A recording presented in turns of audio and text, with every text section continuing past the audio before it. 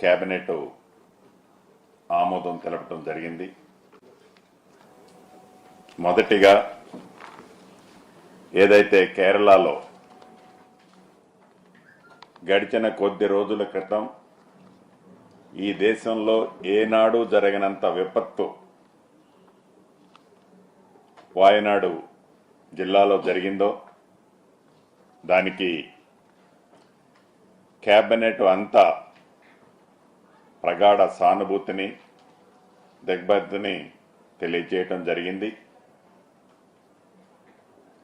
వారి కుటుంబాలు చనిపోయిన వారి కుటుంబాలకి ఆత్మ శాంతించాలని కేబినెట్ సభ్యులందరం కూడా గౌరవ ముఖ్యమంత్రి గారి సమక్షంలో సానుభూతిని ఆ కుటుంబాలకు తెలిపాం. దానితో పాటు ఏదైతే విపత్తులో ప్రాణాలు కోల్పోయిన కుటుంబాలకు, దెబ్బతిన్న కుటుంబాలకు, అనేక రంగాలుగా ఆస్తి నష్టం ఇతరత్రా ఏదైతే జరిగిందో ఆ కుటుంబాలకి ఈ రాష్ట్ర ప్రభుత్వ పక్షాన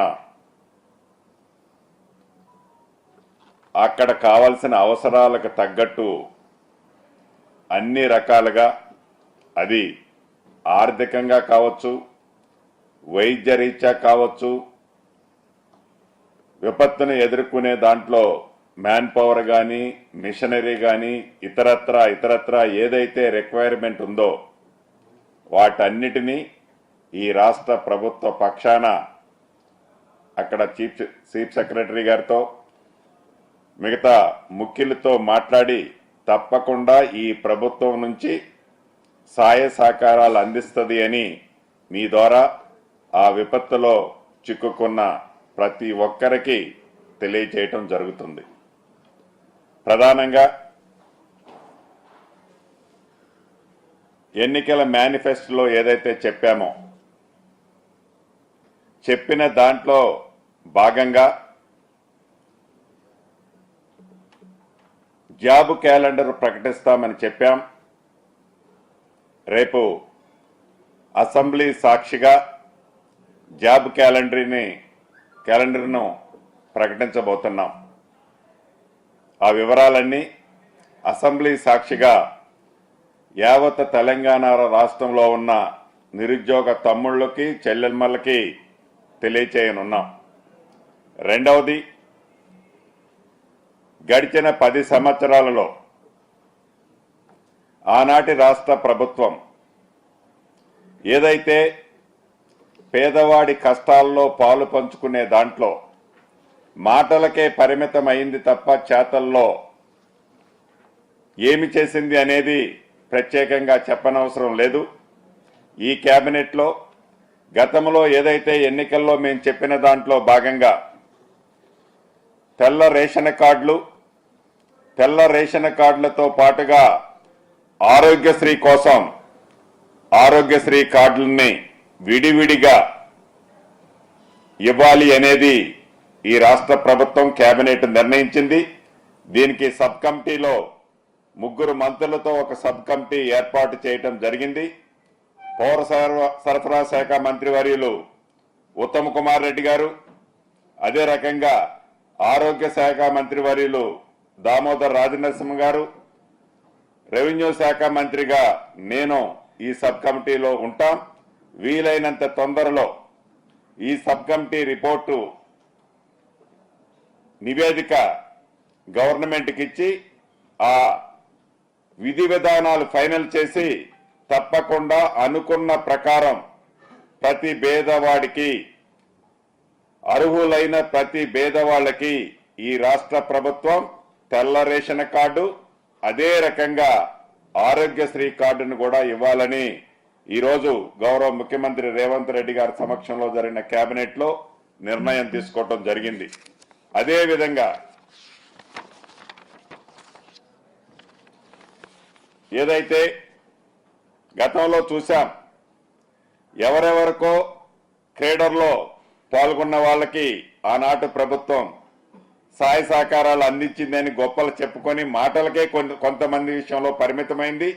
కానీ ఈనాడు ఇందిరమ్మ రాజ్యంలో క్రీడాకారులు ఏషా సింగ్ గారు, అదే రకంగా నిఖత్ జరీన్, మహమ్మద్ సిరాజ్కు హైదరాబాద్లో ఒక్కొక్కరికి 600 చదరపు గజాల ఇంటి స్థలము కేటాయించేందుకు మంత్రివర్గం ఆమోదం తెలిపింది. నిఖత్ జరీన్కు, సిరాజ్కు గ్రూప్ 1 స్థాయి ఉద్యోగాలు ఇవ్వాలని నిర్ణయించడం జరిగింది కేబినెట్ లో.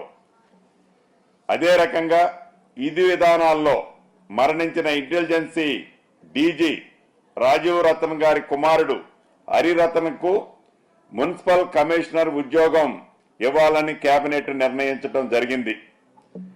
అదేవిధంగా ఇటీవల విధి నిర్వహణలో చనిపోయిన అడిషనల్ డీజీ పి మురళీ కుమారుడికి డిప్యూటీ తహసీల్దార్ ఉద్యోగం ఇవ్వాలని కూడా కేబినెట్ లో నిర్ణయం తీసుకోవడం జరిగింది. అదే రకంగా మా సోదరుడు సహచర మంత్రివర్యులు పొన్నం ప్రభాకర్ గారు ఆనాడు ఆ ప్రభుత్వంలో ఆ గౌరవెల్లి ప్రాజెక్టు పూర్తి చేసి సుమారు 2000 ఎకరాలకు నీరియాలని చాలా పోరాటం చేశారు. 2 లక్షల ఎకరాలకు నీలియాలని పోరాటం చేశారు. కానీ ఏది పోరాటం చేసినా ఆర్భాటాలే చేసింది తప్ప ఆనాటి ప్రభుత్వం నిజంగా రైతన్నలు ఆదుకునే దాంట్లో వారి చిత్తశుద్ధి ఏందో మనకి తెలియంది కాదు. ఈనాడు ఈ Gouravelli project left canal, right canal ని కంప్లీట్ చేయటం కోసం ఆనాడు వాళ్ళు ఏదైతే ఆర్భాటంగా శాంక్షన్లు చేసిన ఎస్టిమేట్లలో ల్యాండ్ ఎక్విజిషన్ లాంటి కాంపోనెంట్లు కూడా పెట్టకుండా ప్రాజెక్టులు కేవలం వర్కుల కోసమే పెట్టిన సందర్భం మనం చూశాం. ఈనాడు ఈ ప్రభుత్వం ఆ గౌరవెల్లి ప్రాజెక్టుకు సంబంధించిన రివైజ్డ్ ఎస్టిమేటు సోదరుడు పొన్నం ప్రభాకర్ గారు పట్టుపట్టి గౌరవ ముఖ్యమంత్రి గారిని, కేబినెట్ ని ఒప్పించి 2 లక్షల ఎకరాలకి సాగులో తీసుకొచ్చి ఈ ప్రాజెక్టుకి సంబంధించిన రివైజ్డ్ ఎస్టిమేట్ ని ఈ కేబినెట్ లో ఆమోదించడం జరిగింది. అదే రకంగా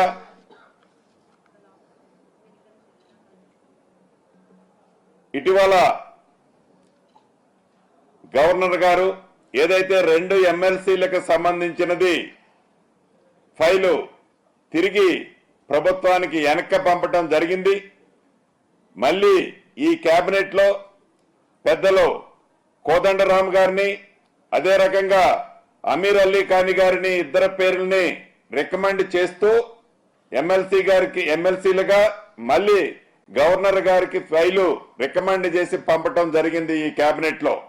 ఎందుకంటే మీకు తెలియంది కాదు, కోదండరామ్ గారు ఆనాడు తెలంగాణ రాష్ట్ర సాధన కోసం, తెలంగాణ ప్రజల మనోభావాల కోసం ఏ రకంగా ఉద్యమాన్ని ఉవ్వెత్తున తీసుకెళ్లిన ఆ మహానుభావుడికి ఆనాటి ప్రభుత్వం ఎంత గౌరవం ఇచ్చిందో మనకు తెలియంది కాదు. ఈ ప్రభుత్వంలో కోదండరామ్ గారికి తప్పకుండా ఒక సముచిత స్థానం ఇవ్వాలని మళ్లీ తిరిగి వారిని, అమీర్ అలీ ఖాన్ గారిని కూడా సభ్యులుగా రికమెండ్ చేస్తూ కేబినెట్ ఈరోజు మళ్లీ గవర్నర్ గారికి రికమెండ్ చేయడం జరిగింది. ఇంకొక ఇంపార్టెంట్ విషయం ఏదంటే, ఆనాటి ప్రభుత్వం రైతుల పక్షపాతమేమో, రైతులని అన్ని రంగాల్లో ఆదుకుంటామని చెప్పిన ఆనాటి ప్రభుత్వం నిజాం షుగర్స్ని ఏ రకంగా విస్మరించిందో మనకు తెలియంది కాదు. ఈ ప్రభుత్వం వచ్చిన తర్వాత ఈ నిజాం షుగర్స్ ని రివైవ్ చేయడానికి పెద్దలు శ్రీధర్ బాబు గారు చైర్మన్ గా ఒక సబ్ కమిటీని వేసి, ఆ సబ్ కమిటీ ఇచ్చిన రిపోర్టు ప్రకారం నిధులని 2 విడతలుగా రిలీజ్ చేసి దాన్ని రివైవ్ చేసే దాంట్లో ఈ ప్రభుత్వం చిత్తశుద్ధితో రివైవ్ చేయాలని, ఇచ్చిన డబ్బులతో పాటు ఇంకా ఏదైనా అవసరం ఉంటే దాన్ని సాయం చేయాలని ఈరోజు కేబినెట్ నిర్ణయించింది. దీంతో పాటు ఏదైతే అక్కడ ఇథనాల్, అదే రకంగా విద్యుత్ ఉత్పత్తికి సంబంధించిన అంశాలను కూడా మళ్ళొకసారి సబ్ కమిటీ క్షుణ్ణంగా పరిశీలిస్తే నిధులు ఎంత అవసరమైనా రైతులను ఆదుకునే దాంట్లో, నిజాం షుగర్ ఫ్యాక్టరీని తిరిగి ఓపెన్ చేసే దాంట్లో ఈ ప్రభుత్వం చిత్తశుద్ధితో ఉంది అనేది ఈ రోజు ఈ కేబినెట్ చాలా స్పష్టంగా నిర్ణయం తీసుకోవడం జరిగింది. ఇకపోతే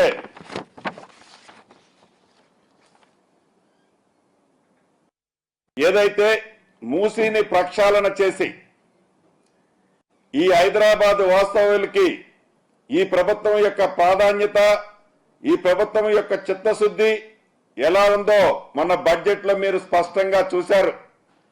కని విని ఎరగని రీతిలో 10,000 కోట్ల రూపాయలని ఈ ప్రభుత్వం హైదరాబాద్ అభివృద్ధి కోసం కేటాయించాం. దాంతో పాటుగా అదనంగా మూసీ రివర్ ను కూడా ప్రక్షాళన చేయాలి అనేది ఈ రాష్ట్ర ముఖ్యమంత్రిగా కేబినెట్ అందరూ కూడా అదే దృష్టితో పనిచేస్తుంది. ప్రధానంగా గోదావరి నీటిని మల్లన్న సాగర్, షామీర్పేట చెరువు నుంచి అక్కడ నుండి హైదరాబాద్ లో ఉన్న జంట నగరాల జలాశ్రయానికి ఉస్మాన్ సాగర్, హిమాయత్ సాగర్ కు తరలించేందుకు మంత్రివర్గం ఆమోదం తెలిపింది ఈనాడు. అంటే మల్లన్న సాగర్ నుంచి గోదావరి నీటిని షామీర్పేట చెరువు నింపి అక్కడ నుంచి ఉస్మాన్ సాగర్, హిమాయత్ సాగర్ కి తరలించి ఆ నీటిలో 15 టీఎంసీల నీటిని తరలించే దాంట్లో 5 టీఎంసీలు హైదరాబాద్ తాగునీటికి, 10 టీఎంసీలు నీరు హైదరాబాద్ పరిసర ప్రాంతాల్లో ఉన్న అన్ని చెరువులు, అదే రకంగా మూసీలో రెగ్యులర్ గా ఫ్రెష్ వాటర్ ఉండటం కోసం ఆ నీటిని వాడే విధంగా ఈ రోజు కేబినెట్ నిర్ణయం తీసుకోవటం జరిగింది. అంటే ఇంత క్షుణ్ణంగా ఈ రాష్ట్ర ప్రభుత్వం యొక్క ఆలోచన, ఈ రాష్ట్ర ప్రభుత్వం యొక్క పనితీరు, ఈ రాష్ట్ర ప్రభుత్వం యొక్క చిత్తశుద్ధి ఏంటి అనేది ఒక్కొక్కటి ఏదైతే ఈ రాష్ట్ర ప్రభుత్వం ఆలోచన ఉందో యుద్ధ ప్రాతిపదిక మీద ఈ ప్రభుత్వం చర్యలు ఏ రకంగా చేపడుతుందో యావత్ తెలంగాణ ప్రజలు గమనిస్తున్నారు. తప్పకుండా మీ సహాయ సహకారాలు ఇదే విధంగా ఉండాలని మనస్ఫూర్తిగా కోరుకుంటూ మిత్రులు పొన్నం ప్రభాకర్ రావు గారిని మాట్లాడాల్సిందిగా కోరుతున్నాను. ఈరోజు హుస్నాబాద్ ఎత్తైన ప్రాంతానికి, పీఠభూమి ప్రాంతానికి డిస్ట్రిబ్యూటరీ సిస్టమ్ కాలువలకు సంబంధించి 437 కోట్ల రూపాయల్ని బడ్జెట్ ఆమోదింపజేసినందుకు గౌరవ ముఖ్యమంత్రి గారికి, ఉప ముఖ్యమంత్రి గారికి, ఆర్థిక శాఖ మంత్రికి, అదేవిధంగా సహచర కేబినెట్ మంత్రులందరికీ, అధికారులందరికీ ధన్యవాదాలు. అక్కడి స్థానిక శాసనసభ్యుడిగా ఈ ప్రాజెక్టు 13వ తారీఖు 7/2007 నాడు ఆనాడు కీర్తిశేషులు రాజశేఖర రెడ్డి గారు శంకుస్థాపన చేశారు. 13వ తారీఖు 7వ నెల 2007. ఇలా 1 ఆగస్టు 2024, దాదాపు 17 సంవత్సరాలు గడిచిపోయినటువంటి పరిస్థితి. 17 సంవత్సరాల 2007 నుంచి 14 వరకు దాదాపు 70-80% పనులు టన్నెల్తో సహా హెడ్ వర్క్స్ సంబంధించిన అన్ని రకాల పనులు పూర్తయి, right side 44 kilometre canal, left side 14 kilometre సంబంధించి అన్ని కూడా జరిగి కాలువల ద్వారా చేయాల్సిన పరిస్థితుల్లో ఆనాడు తెలంగాణ రాష్ట్రం ఏర్పడి కేసీఆర్ గారు ముఖ్యమంత్రి అయిన తర్వాత మీ అందరికీ జ్ఞాపకం ఉండొచ్చు, కేసీఆర్ గారు మొదటిసారి ఆ ప్రాంతానికి వచ్చినప్పుడు అక్కడనే ఇన్ని రోజులు ఆంధ్రప్రదేశ్ ఉండే, ఇప్పుడు తెలంగాణ రాష్ట్రం వచ్చింది, ఎవడడ్డం వస్తారో చూస్తా, ఇక్కడనే కుర్చీ చేసుకొని కడతా అన్న ప్రాజెక్టు ఈ గౌరవేలు ప్రాజెక్టు మీకు జ్ఞాపకం చేస్తా ఉన్నాను. ఆ గౌరవేలు ప్రాజెక్టు 10 సంవత్సరాల పూర్తి కాలే. పూర్తి కాకపోతే దాని కెపాసిటీ పెంచినామని మళ్ళీ భూ నిర్వాసితుల సమస్య, సాంకేతికమైనటువంటి అనుమతులు తీసుకోలేదని ఎన్జిటి సమస్యను, అదేవిధంగా నిర్వాసితులతో సామరస్యంగా పరిష్కారం చేయాల్సినటువంటి అంశాన్ని పోలీసుల ద్వారా, శాంతి భద్రతల సమస్య ద్వారా మిలిటరీలాగా అర్ధరాత్రి మహిళలను చూడకుండా దాడులు చేసిన సంఘటనలు మీ అందరికీ జ్ఞాపకం ఉండుంటాయి. మీకు జ్ఞాపకం ఉన్నా లేకున్నా అక్కడ స్థానిక ప్రజలందరూ కూడా ఇప్పటికి కూడా ఆ దెబ్బలో, కేసులో, ఆ రాత్రి నిరంకుశత్వంగా జరిగిన వ్యవహారానికి సంబంధించి అందరూ కూడా తెలుసు. అటువంటి పరిస్థితుల్లో ఈనాడు ముఖ్యమంత్రి, ఆనాటి పిసిసి అధ్యక్షుడిగా మార్చి 2వ తారీఖు 2023 నాడు ఆ ప్రాంతం లోపల మేమందరం కూడా ప్రాజెక్టు సందర్శనకు పోయి కాంగ్రెస్ అధికారంలోకి రాగానే ఈ ప్రాజెక్టును పూర్తి చేసే బాధ్యత అని చెప్పడం జరిగింది. దానికి అనుగుణంగా 2223 కిలోమీటర్లు కాలువల కొరకు సేకరించాల్సినటువంటి భూమికి సంబంధించి ఇప్పటికే సిద్దిపేట జిల్లా కలెక్టరేట్ కావచ్చు, మాకు హుస్నాబాద్ 3 జిల్లా కలెక్టరేట్లు వస్తాయి. ముగ్గురితో అనేక సందర్భాల లోపల క్షేత్రస్థాయి నుంచి సమావేశాలు నిర్వహించారు. దానికి సంబంధించిన ప్రతిపాదనలను ఇరిగేషన్ శాఖ అధికారులతో తెప్పించుకొని ఆర్థిక శాఖ, దాని తదుపరి ఇరిగేషన్ శాఖ గౌరవ ముఖ్యమంత్రిగా ఆమోదాలు పొంది వల్ల క్యాబినెట్ అంతా కూడా దాన్ని ఆమోదింపజేసిందంటే ఇది ఒక చారిత్రాత్మక నిర్ణయం. ఎందుకంటే మీ అందరికీ గతంలో హుస్నాబాద్ ఇది ఒక ఎత్తైన ప్రాంతంగా పీఠభూమిగా 2003లో రాజశేఖర రెడ్డి గారు పాదయాత్ర చేసినప్పుడు ఈ ప్రాంత రైతుల గుండె లబ్డబ్ అని కొట్టుకోదు, వరద కాలువ అని కొట్టుకుంటుందని చెప్పినటువంటి మాట జ్ఞాపకం చేస్తా ఉన్నా. అప్పటి నుండి ఈ ప్రాంత ప్రజల యొక్క ఆకాంక్ష, వాళ్ళందరూ ఆశీర్వచనంతో నేను శాసనసభ్యుడైన తర్వాత నాకు కూడా ఒకటే వాంఛ, చిరకాలంగా నేను ఆ ప్రాజెక్టు పూర్తి చేస్తేనే ఈ రైతాంగానికి న్యాయం చేసిన వాళ్ళు అవుతాం అనేటువంటి దాని మీద మొదటి నుంచి సింగిల్ ఓరియంటేషన్గా ఆ ప్రాజెక్టుకు సంబంధించి అంతర్గతంగా అన్ని రకాలుగా ఎక్కడెక్కడికి అవసరమైతే హుస్నాబాద్ శాసనసభ్యుడిగా మంత్రి ఉన్నప్పటికీ కూడా ఆ విధంగా ఆ యొక్క ప్రాజెక్టును ఈరోజు కార్యరూపం దాల్చుకున్నాం. దానికి సంబంధించి వెంటనే ఇప్పటికే భూసేకరణకు సంబంధించినటువంటి ఐడెంటిఫికేషన్ పెగ్ మార్కింగ్ అంటారు, అది అయిపోయింది. కాబట్టి దాని తర్వాత డ్రాఫ్ట్ నోట్ ఏదైతే సాంకేతికమైన కార్యక్రమాలు జరుగుతాయి. సో అందులో కొంత చిన్న చిన్న సమస్యలు భూ నిర్వాసితులకు సంబంధించి ఎన్జిటి సమస్యలకు కూడా నేను ఇక్కడ నుండి వాళ్ళందరూ కూడా కోరుతాను. ఇలా ఈ ప్రాంతానికి నా హుస్నాబాద్తో పాటు గన్పూర్ నియోజకవర్గానికి కూడా ఈ యొక్క నీరు అందుతుంది. కాబట్టి ఇది ఫేజ్ 7 కింద వరద కాలువతోటి లోయర్ మానేరు ద్వారా నీళ్ళు వచ్చే విధంగా ఇక్కడికి అన్ని రకాల వ్యవస్థ ఉంది. కాబట్టి జస్ట్ డిస్ట్రిబ్యూటర్ సిస్టమ్ను వచ్చి రాబోయే సీజన్లలో నీళ్లు అందించడానికి కృతనిశ్చయంగా పనిచేస్తాం. ఎప్పటికప్పుడు దాన్ని ప్రోగ్రెస్ను పర్యవేక్షించుకుంటూ పనిచేస్తాం. ఈ ప్రాంత రైతులందరికీ కూడా శుభాకాంక్షలు. ఎందుకంటే ఒక పక్క మొదటి దశ ₹1,00,000 ఇచ్చినప్పుడు మా నియోజకవర్గం రెండో నియోజకవర్గం లబ్ధిదారులలో మొన్న కూడా మా నియోజకవర్గంలో దాదాపు ₹93 కోట్ల వచ్చినాయి. మళ్ళీ ఇప్పుడు థర్డ్ ఫేజ్లో కూడా వస్తాయి. అక్కడ ప్రాంతం అంతా కూడా రైతాంగం మీద ఆధారపడి వెనుకబడ్డటువంటి ఓన్లీ వ్యవసాయం మీద ఆధారపడే రైతాంగానికి కాలువ ద్వారా నీళ్ళు వచ్చినట్టయితే ఈ యొక్క రైతులందరూ కూడా సంతోషంగా ఉంటారు. అది మా ఆకాంక్ష. కాబట్టి ఈ విధంగా ఒకవైపు రుణమాఫీ, మరొక వైపు కాలువల ప్రక్రియ జరుగుతున్న సందర్భంగా హుస్నాబాద్ ప్రాంత రైతాంగానికి అందరికీ కూడా శుభాకాంక్షలు తెలియజేస్తూ ప్రభుత్వంలో ఉన్న పెద్దలందరికీ మరొకసారి ధన్యవాదాలు తెలియజేస్తాను. డెఫినెట్ గా విత్ ఇన్ 1 month లోనే కమిటీ రిపోర్ట్ ఇస్తుంది. యాజ్ ఎర్లీ యాజ్ పాసిబుల్ చిత్తశుద్ధితో ఈ ప్రభుత్వం చేయాలని రెడీగా ఉందన్న. ఆల్రెడీ ధరణికి సంబంధించిన దాంట్లో ఏదైతే ఒక కమిటీని వేసామో కమిటీ రిపోర్ట్ ఇవ్వటం జరిగింది. రేపు అసెంబ్లీలో షార్ట్ డిస్కషన్ కూడా తీసుకొస్తున్నాం. మొత్తం అసెంబ్లీలో ఏం జరగబోతుందో రేపు చెప్పబోతున్నాం. ప్రభాకర్ గారు 17 ఏళ్ల సుదీర్ఘ కాలం తర్వాత గౌరవల్లి గడ్డపల్లి